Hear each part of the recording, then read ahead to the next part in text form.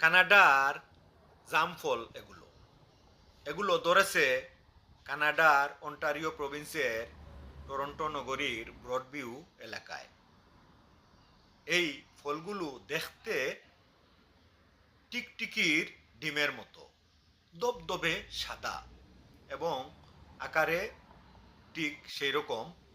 এই জামজাতীয় ফল খেতে হালকা মিষ্টি, ভিতর অনেকটা ফাফা, খুব ভালো লাগে খেতে।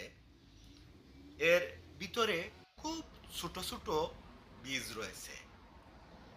এই ফলগুলো রাস্তার পাশে একটি গাছে ধরে আছে।